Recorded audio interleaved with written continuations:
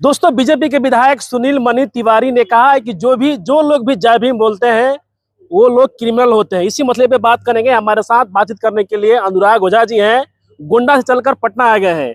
क्या कहिएगा, बीजेपी के एक विधायक सुनील मनी तिवारी कह रहे हैं कि जो लोग भी जय भीम बोलते हैं वो लोग क्रिमिनल होते हैं। आप भी तो जय भीम करते हैं।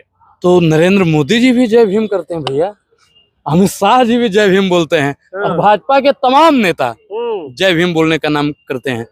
तो अगर वो लोग क्रिमिनल हैं तो अनुराग ओझा बड़े शौक से जय भीम बोलता है। तो भाजपा का अगर आदमी ठप्पा लगा रहा है कि जय भीम बोलने वाले क्रिमिनल है तो लगाने दीजिए। जय भीम बोलना पड़ेगा।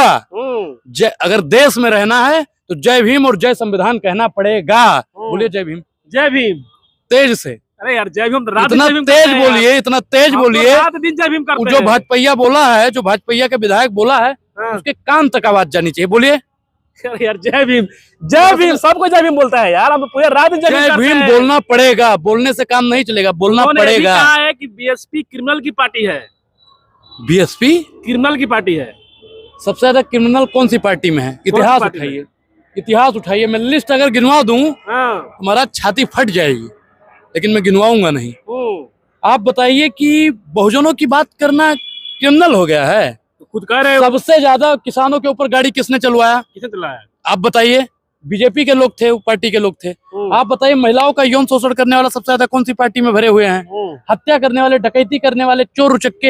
एक हमारे गोंडा में सुरेश मोकलपुरी कवि हुए थे। उन्होंने कहा था चोर उचक्का डाकू हुई हैं, तब उनका सम्मान करो। अच्छा। भरी दोपहरिया में लाइन लगा के 100% मतदान करो। तो चोर उचक्का डाकू उधर, क्रिमिनल हमको बोला जा रहा है कि हम जय भीम बोलते हैं। जय भीम वाले हैं गुरु। उत्तर प्रदेश में बीएसपी कहाँ देख रहे हैं? सबसे ऊपर, सबसे ऊपर। आखिर ये ग्राफ क्यों गिरा हुआ है? किसका? बीएसपी का। देखिए, एक समय था कि भाजपाइयों का ग्राफ बिल्कुल जीरो था। समाजवाद का आया, फिर बहन जी का आया। तो एक दौर होता है राजनीति में, और बहन जी का अगर ग्राफ थोड़ा डाउन हुआ है तो उसका जिम्मेदार कहीं ना कहीं बहुजन समाज। कैसे? मैं बता रहा हूँ। बहुजन समाज अगर अपने समाज को छोड़कर भटक रहा है, बहन जी ने जिसे हक और अधिकार दिलाया, मतलब मैं आपकी रोटी थाली में रोटी डाल रहा हूँ और आप उसी थाली में छेद कर रहे हैं, तो आप गद्दार हैं। अच्छा।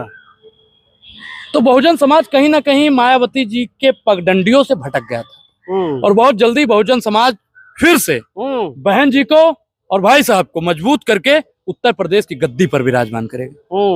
अभी आपने एक कहा था कि कुर्सी बिल्कुल नियम सीएम रहेगा, चाहे बहन जी रहें या चंद्रशेखर जी रहें। उत्तर प्रदेश में नियम सीएम रहेगा। वो भी बहुजनों की बात करती हैं, वो भी बहुजनों की बात करते हैं। वो भी दलितों की बात करती हैं, वो भी दलितों की बात करते हैं। तो दोनों लोग अलग अलग लड़ते हैं, कैसे संभव हो पाएगा? वो दोनों दलितों की बात करते हैं। बनाए हुए हैं, पार्टी से विचारधारा एक है, विचारधारा एक है। अम्बेडकर साहब की विचारधारा पर भाई साहब भी चलते हैं, अम्बेडकर साहब की विचारधारा पर बहन जी भी चलती है। मान्यवर काशीराम जी की विचारधारा पर बहन जी भी चलती हैं, मान्यवर काशीराम की विचारधारा पर भाई साहब भी चलते हैं। ये आपसे कौन बोल दिया कि दोनों लोग अलग हैं? 2007 में जब बीएसपी की जब सरकार बनी थी पूर्ण रूप से, तो 2027 में भी नहीं, ठीक है बनेगा, लेकिन 2000 बोलो बनेगा यार। 27 में चुनाव बनेगा बीएसपी का। और मेरा सवाल है कि जब 2007 में बीएसपी का सरकार मतलब बनी थी बीएसपी का, उस समय भाईचारा सम्मेलन बहन जी ने किया था। तो क्या लगता है कि बहन जी ने फिर आदेश किया है कि पूरे उत्तर प्रदेश में भाईचारा सम्मेलन किया जाएगा? तो जो रुतबा जो था 7 में, क्या फिर 27 जो चुनाव होने वाला है, 7 और 27 में कोई अंतर नहीं है? तो क्या लगता है कुछ बदलाव होगा? तापस बेस विशेष उदासी 14 वर्ष राम वनवासी। ठीक। मायावती जी सत्ता से बाहर हुए कितना साल हो गया? 14 साल। 14 साल, 15 साल लगभग। फिर से सत्ता पर आएंगे, क्योंकि कोई है जो बहन जी और अम्बेडकर साहब के खड़ाओं का निर्वहन कर रहा है। अच्छा। क्योंकि गद्दी पे भले ही आदमी बैठा है, लेकिन खड़ाओं किसका है? किसका है? बाबा साहब का है। जिस दिन मायावती 27 में जैसे ही जीत कर आएंगी, अपनी गद्दी पर बैठ कर राजपाट को फिर से चलाने लगेंगी। क्योंकि बहन जी जैसा राज हमने अपने जीवन में देखा ही नहीं। कोई किसी की बात करता है, कोई किसी की बात करता है, कोई मंदिर मस्जिद की बात करता है, कोई किसी की बात करता है। बहुजनों की बात कौन करता है? वो सब लोग अपनी राजनीति सेक रहे हैं।